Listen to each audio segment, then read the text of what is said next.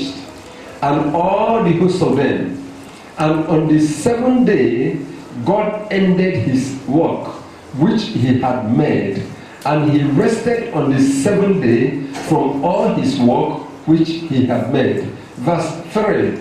And God blessed the seventh day and sanctified it, because that in it he had rested from all his work which God created and made. I read from the King James Version of the Bible.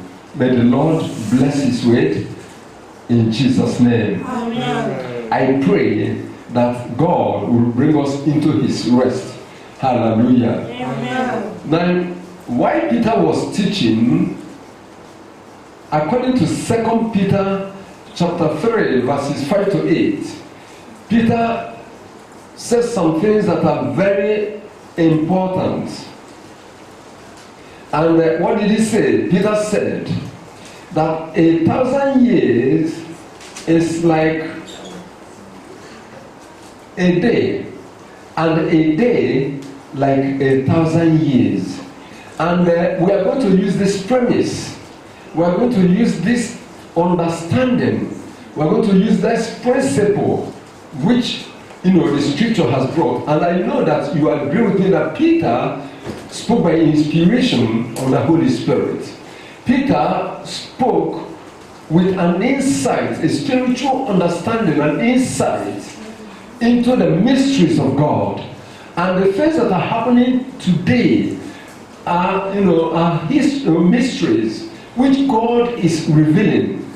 Many people are not seeing it as that, because we are focusing, we are basing everything, we are judging by what the news media or the world, are saying.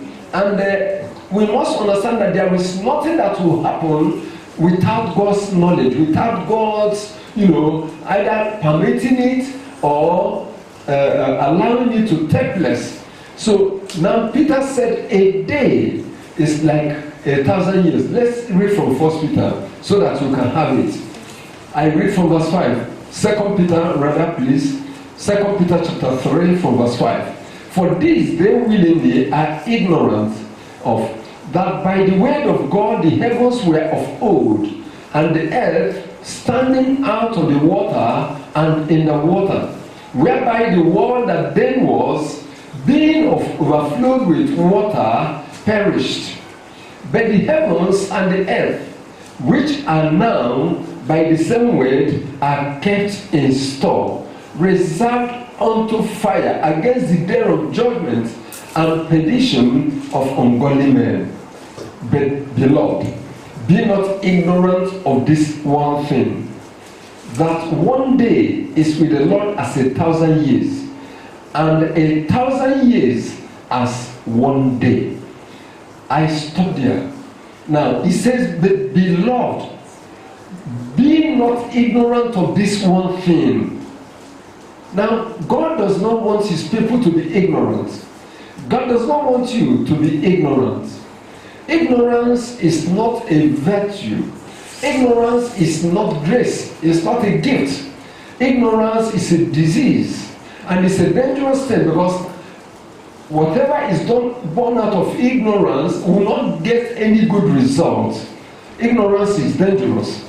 And he says we must not be ignorant of this, that a day before God is as 1,000 years, and 1,000 years as a day. Now, when you go back to Genesis where we read, you will agree with me that the Bible tells us that God worked for 6 days and rested the 7th day. And if we follow Peter's principle, if we follow this principle of a day translating to 1,000 years, and 1,000 years meaning a day, then it will be easy for us to accept, to agree, to understand that 6 days may mean or means 6,000 years, and the 7th day, the 7,000 year. Now, permit me to say this. God did not create the earth originally to last for 6,000 years and be brought to an end. But do you know, God will always work to redeem, to deliver what belongs to him. The earth belongs to God. He gave it to man, to his son Adam. But Adam failed. His fall brought the corruption. And you know, since the fall of Adam, many things have gone wrong. Men have departed, always depart from God. In every dispensation, men failed God. In every generation or age, call it whatever you want to call it, men failed God. Look at the covenants. From the fall of Adam, men have constantly, regularly disappointed God, or falling out of God's way, and God's grace. And that was why in Genesis chapter 6, God called Noah, warned Noah, and told him to prepare because the judgment was coming. What was the evil of that day? Corruption. You know, corruption is all over the world today. Corruption is in high places, it is in low places. Corruption is in the pocket of politicians. Corruption is even found in some religious circles. Corruption is the infame. Everyone is corrupt in his own way. Whatever people are doing, they are doing it to bring about corruption. In business, there is corruption. Now, whatever the world is going through today, I wouldn't bother to discuss about the COVID-19 or the pandemic or whatever. It's part of that corruption. Men have become wicked. The first sons of Adam, murder started. And since that time, men have been killing men. Men will go to laboratory and design evil to destroy other men. Whether you call it white, whether you call it black, whether you call it African or European, that is that corruption, that wickedness. God told me, he said, for the wicked of man had reached to the high heavens. And he said, men have violence was upon the earth. Now look at violence. People are killing everywhere. Killing for rituals, killing for, kidnapping for money, killing just to possess, to go and take away resources. You devise something, devise a disease or devise a vaccine and manipulate the people, deceive the people so that you can destroy them or win them and take their resources. Wickedness, corruption, violence. It is wicked violence. It's satanic violence. Whatever is happening in the world today is about the same corruption. It's about the same wickedness. It's about the same violence that men practice among each other. And look at those people. In spite of their wealth, despite their success, they are never satisfied. They don't want the people to live. If you are poor, you are not worth living before them. And if you are striving to make it like them, you become a threat. They have to eliminate you. That is why look at politics all over the world. Very dirty, very wicked. Look at the things happening in America, in Europe. Dirty. People sit down with wicked hearts, corrupting things. And that was why God brought judgment during the time of Noah. It was a flood. Now, today, the same thing has come. You see corruption, every forms of corruption, bribery, you see deceit, you see wickedness, you see violence all over the land. Now, these things tell us that we are in the final days, not just the last days. And as we saw last time, that our Lord Jesus, all that took place in his final days, how he prepared the disciples. Now we are looking at the final days. Amen. We are looking at the final days, looking at the dates, looking at the scripture to see what the scripture may have to tell us. So we see here that in Genesis chapter 1 chapter 2, we are told that God created the world, the earth, in 6 days. Man is his last creation. And the 7th day he rested without saying much. We have read about Peter. Now, if the 6 days is translating to 6,000 years, and it is believed that from Adam to Christ is about 4,000 years. And now from Christ, our Savior, we are counting 2,020 years. Put simply together, that gives us 20 years over 6,000 years. Now, God rested the 7,000. Amen. Amen. Amen. So if God rested in the 7,000th year, then we are in the final minutes or seconds of the final days, because we already, the 6,000 years, it has been completed or is complete. And now that one is one. So we see that we have entered the 7,000 years by the principle of a year, 1,000 years being as a year, a day, and a day as 1,000 years. 6 days of creation is over. What am I trying to bring up? That the time of creation, the time for man, the time for this world is up. Whatever we are seeing today is God's grace, and it is important that we note it. So if we are living now outside of the 6,000 years, that means that a child of God must get ready. Every believer must be ready. The people of God must be ready, because as I was reading, I discovered that the Passover that the children of Israel celebrated and keep on celebrating till today was today 3,000 years that no Passover has been like that of this year 2020. Because during that time, Israel, we are locked in. They were locked in. They were inside. Nobody was moving. Moses told them everybody must be indoors. You only come out to apply the blood on that day of the Passover. And that was exactly what happened during this past Easter. All over the world, the Passover, the Easter, and there was a lockdown. Everybody was indoors. Everybody was inside. It was not celebration as usual. It was not business as usual. It was not festivities as usual. It was not baking and eating and drinking and whining and dining as usual. Everybody was indoors. Why? Let this just put it this way.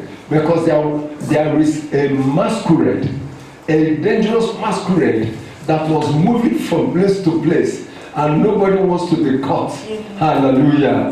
Hallelujah. But we know by the revelation of the Lord that we are not afraid of that masquerade. It's not about COVID-19. It is about God allowing it to happen so that the mysteries of God can be fulfilled.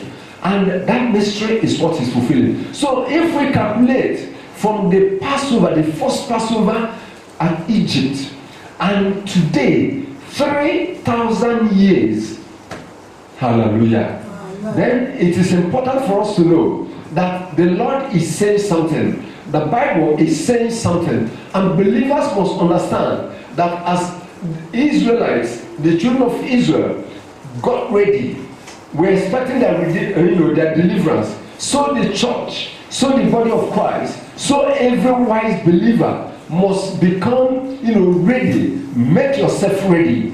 Get yourself ready. Prepare yourself. This is not the time to begin to say, let me get back to business. Business will be there. But listen to me. As it was in the days of Noah, men were eating and drinking. Men were married. Men were doing their business until the flood started. The same thing the Lord said as it was in the days of Lot. So things will still continue. But one thing that the world will not know is that the Lord is coming. And even those that know that the Lord is coming, they don't want to believe it. They do not want to believe it. There's some are praying for him not to come because they want to do business. And as I said the other time, this is not the time to begin to think about your business. This is not the time for you to begin to think about your estate. This is not the time for you to begin to think about your, entrepreneurial exploit. This is the time to begin to think about your soul. This is the time to begin to prepare about eternity. This is the time to begin to prepare about our Lord Jesus Christ. And I encourage you, as you are listening to me, please get to the YouTube or go to the Facebook, and you will listen. If you listen to the first message, you appreciate this one. So now Israel got ready to move, and that was when they celebrated the Passover. Locked in. Use the word lockdown or whatever. Use the word, banned from movement or from moving out. Whatever it is, there is a resemblance.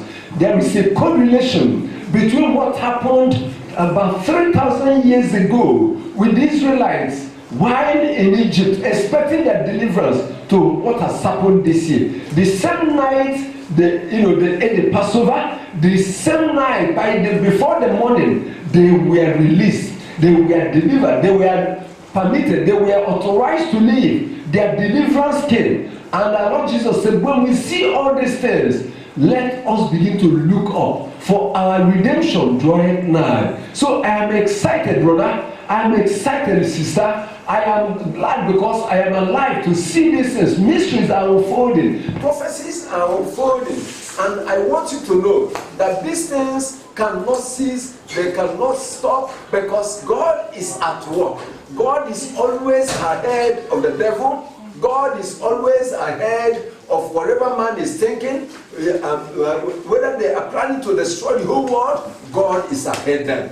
And according to the scriptures, they will not perform their enterprise. Amen. They will not succeed with their enterprise. Amen. Their devices, whatever devices they want to bring about, it shall not prosper. Amen. I said it shall not prosper. Amen. Amen. Amen. I want you to understand that Pharaoh would not have allowed Israel to go. If he had the power, if he had the opportunity, he would have killed all the Israelites before their deliverance. But the same way, I want you to know that no man, no devil, no Satan on this earth can hinder the church, can stop God's plan for his church.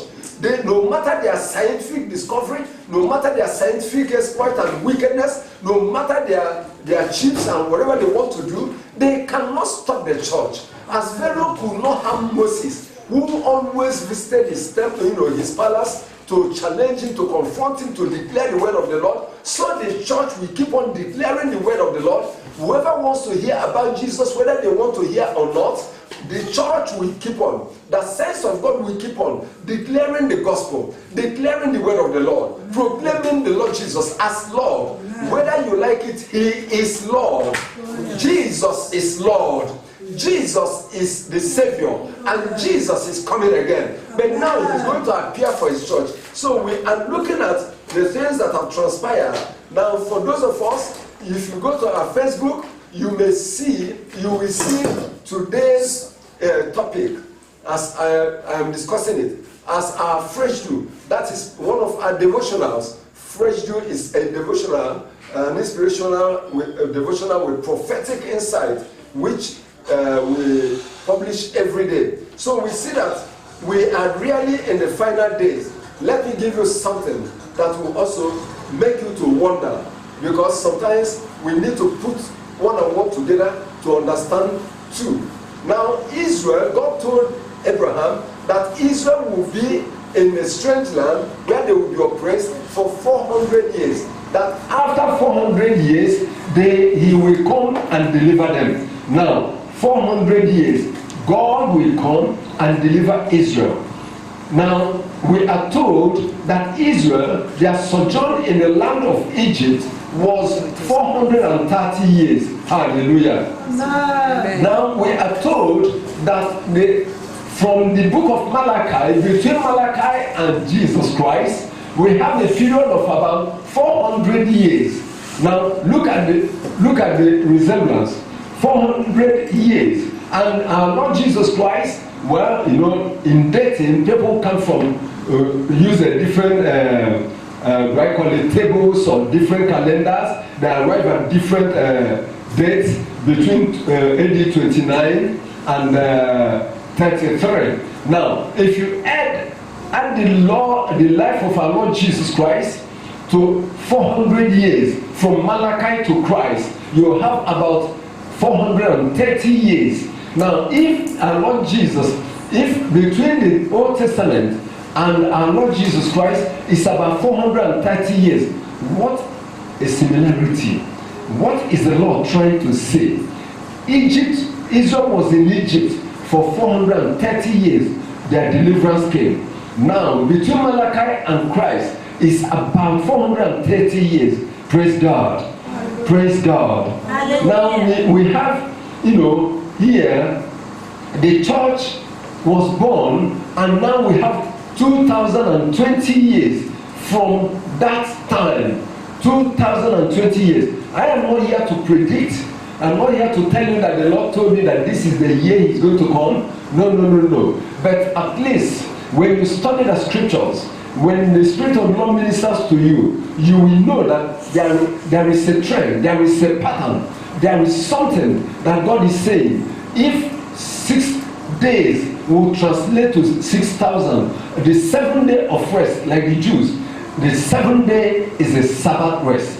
Every 7th day, Sabbath rest. And every 7th year is a year of, is their sabbatical year.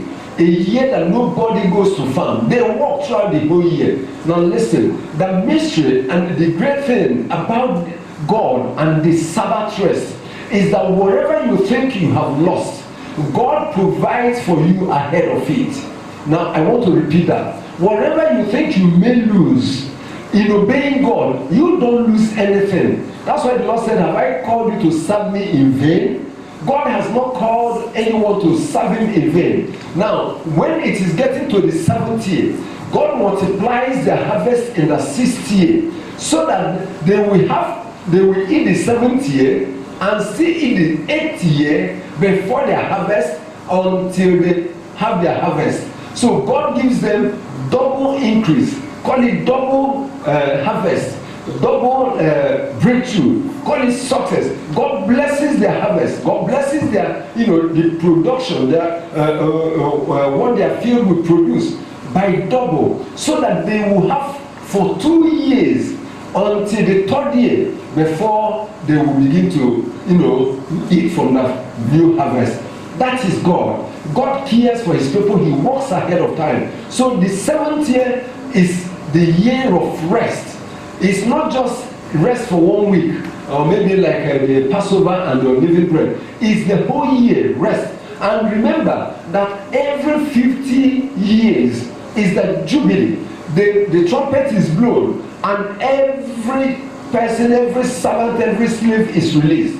Whatever has been taken is returned to the owners. And this is where we are going to. Now you see that the 7th year, the 7th day of God, which is the 7,000 year, is going to be the year of rest. It's going to be the millennium. It's going to be the time that Christ will come to reign. And it's only after that we can think of the things that we have written in the book of Revelation chapter 20 about the Lord reigning for 1,000 years. The devil shall be bound and cast into the lake of into the pit or lake of fire or wherever, and he will be locked up there for 1,000 years. And after 1,000 years, he shall be released again. And when he is released, then he will come back to prepare for his final battle. Then he will be arrested. Listen to me. Things are unfolding. Our Lord Jesus is the great conqueror. Is the one that goes to war without that wins the war without fighting, and he goes to battle without weapons, and he wins without weapons. So you can't stand him. Imagine a baby, a child, trying to win a fight between him and his father. It's not possible. That's why the Bible says, woe to him that strives with his maker. The devil wants to strive with his creator, with his maker. He may deceive men. He may deceive those who don't fear God. And get them reign with him, but he cannot defeat, God. Now, I want to tell you this. An angel cast him out of the devil. Angels fought him and pushed him out of heaven. Now, they are going to, the same angel, an angel will arrest him again and put him into the pit. It's not God. It's not Jesus. It's not the Holy Spirit. An angel will arrest him, bind him, and cast him into the pit. And he will be there for 1,000 years. If the devil is that powerful, why didn't he disappear? Being a spirit, he should fly away. But he will land there like a stone, thrown into a pit, until that angel will be assigned or told by God again to go and open the pit before he comes out. So stop being afraid of the devil. Amen. Amen. Stop being afraid of the devil, because God's angels are greater than him. They are more powerful. Hallelujah. Amen. Hallelujah. Amen. So I want to encourage you to know that we are in the final days of the church. Praise God. Hallelujah. Praise God. Hallelujah. Praise God. Hallelujah. So now that Israel left after 430 years, comparing it, we see that it has a message for us today. It has a message for the church, and the church already has completed 2020 years. And what next? What next? Hallelujah. Hallelujah. So, beloved, Israel celebrated their first Passover, locked inside their houses, about 3,000 years ago. This year, the entire world has been on lockdown, even before Easter. Even before Easter. Even before Easter, this lockdown has been there. From Europe down to Africa, to other countries. Now the lockdown is still there, and I want to tell somebody that the lockdown will soon be a lock up. Amen. Hallelujah. Amen. It will soon be locked up, and I want you to know that it's not going to last forever. It is allowed for a time, and between Christ, the resurrection of our Lord Jesus Christ, to the time he met with the disciples was 40 days before he ascended to heaven. Now 40 days, and the 50th day was Pentecost. I want to tell somebody that something is about to happen. Let us mark 40 days from the Passover. Count 40 days from the Passover, and then count 50 days. We will have the Jubilee. We will have the Pentecost. And to the body of Christ, the Pentecost, that's the way we know it. To the Jews, it is the Pentecost also, the Jubilee. But in our own Pentecost, that was the day the church was born. Hallelujah. Amen. There are two important dates that are critical in a man's life. I know there are other important days. Some people add the day of marriage and whatever. But I want you to know, there is the beginning of a man and the ending of a man. And what are those dates? The day the man was born and the day the man departed this world. Now, we have looked at Christ when he came, and then when he departed. 40 days after his death, he left for heaven, and he ascended into heaven. And 10 days, the disciples began their ministry. Look at Israel. Israel was born as a nation on their 430th year in the land of Egypt. They were delivered and came out as a nation. And something happened throughout their duration until Christ came. That was another thousands of years. And their own time has passed. The church time is about to pass, because God is about to visit Israel. Hallelujah. Amen. So within this period, anything could happen. Anything can happen. Jesus is about to come. The rapture of the church is about to take place. But not yet now, because there are things that are still programmed to take place. If you follow the sequence of Israel leaving Egypt, you will understand what I am saying. And as we follow the fresh dew, we will discover the mysteries that God is revealing to his people. Amen. Hallelujah. Amen. Hallelujah. Amen. Hallelujah. Amen. Hallelujah. Amen. So this is a glaring truth. All this fast is a glaring truth that we are the verge and the threshold of a new millennium. We are at the threshold of a new millennium when Christ will rule. And if we are talking about the millennium, the rapture will take place before the millennium. Hallelujah. So that means that the rapture is very close. So with this, we are, I will say also, we are about to be raptured. We are about experiencing the rapture. How many days that is left or months, do not ask me. But as we follow what God is revealing, what God is teaching us from the church of the children of Israel, then we will understand better, and God will bless us the more. Amen. Amen. Hallelujah. Amen. Shall we rise up to pray? Let's begin to thank God for the mysteries He's revealing to us. Begin to give Him praise. Begin to appreciate Him. Begin to give Him praise. Begin to thank Him for what you have learned, for the encouragement, for the exhortation. Begin to give God praise because He's worthy. There is nothing that is hidden. There is nothing that He does not know. All these things are down. They are there. They've been written for us, and He's opening our eyes to these mysteries. He's opening our eyes to these revelations. He's making us to learn, to know that there is nothing to be afraid of, because everything shall work according to His purpose, and we are seeing it. So we should be appreciating, we should thank God.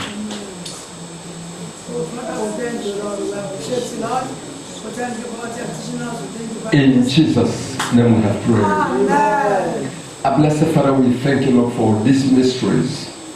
Thank you, Lord, because by these you are reminding your people, you are reminding your saints, you are reminding your children that we are the threshold of new things. The world will never be the same again. This earth shall never be the same again. And things will not continue as usual. Just like as the Apostle Peter said, why men will be saying peace and safety, then sudden destruction will come. And as men think that the world will continue, God is not slack concerning His promise. He is definitely coming. Therefore, as we are at the threshold of these new events, new Bible events, prophesied already, Lord, we pray that you help us to be ready. You help us to be prepared. Israel started preparing from the beginning of the month when they were told to separate the animal for sacrifice on the 10th day. They had this instruction, and when it was the 10th day, they separated the animal and waited for the 14th day when they killed the Passover. And Lord, this is the time of our preparation. Oh my God, I pray that this period, these 40 days that we are within, we are passing through, and to the day of Pentecost, Lord, help your people to be prepared. Help us, Lord, to be ready. Help us, Lord, not to take things for granted. Help us not to, allow the enemy to draw us out of your grace. But rather, give us that grace to begin to study. Give us that grace to pray. Give us that grace to prepare for your appearing for your people in the name of Jesus Christ. Lord, I pray that as we see the days of creation now translating, meaning about 6,000 years, and we're already above 6,000 years. That means that there is no more time. Help us, King of Glory, to be wise like the 5 wise virgins. Help us not to be foolish like the remaining 5. Help us, Lord, to begin to put things in order in our lives. Help us to put things in order in the church.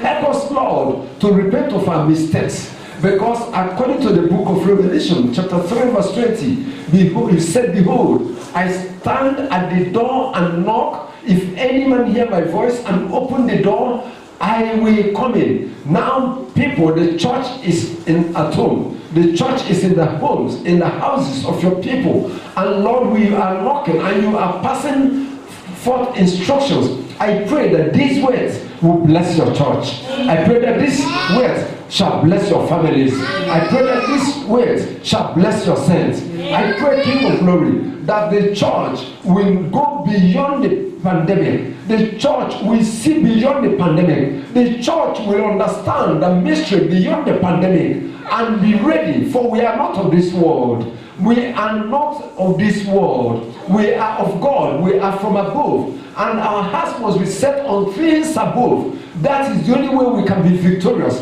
And that's the only way we can experience heavenly joy and be victorious despite or in spite of whatever challenges we may face, because it is part of it. So the crisis in the world is a precursor for something, for the change that is about to take place. The crisis of the pandemic is a precursor to the divine change, the glorious change that is about to come. The crisis of the pandemic is a precursor to the glory that is about to manifest. Lord, help us to be prepared. Help us to be ready. I pray for everyone that is participating. I pray for everyone that will listen to this message or watch the video through the YouTube or through the Facebook. Lord, I pray that your message, your word, your spirit will bear witness, and you will encourage them, you will comfort them, and you will exhort them, you will build them and lift them up in the name of Jesus Christ. I pray, Lord, that your name be glorified. Glorify your name, O Lord, in your church. Glorify your name in the homes. Glorify your name in the lives of your people. Lord Jesus, we welcome you. We welcome you. Come and have control. Take all the glory and honor. For in Jesus' glorious name we have prayed. Amen. Let the people of God say amen. The Lord bless you. The Lord bless you. In Jesus' name. Amen.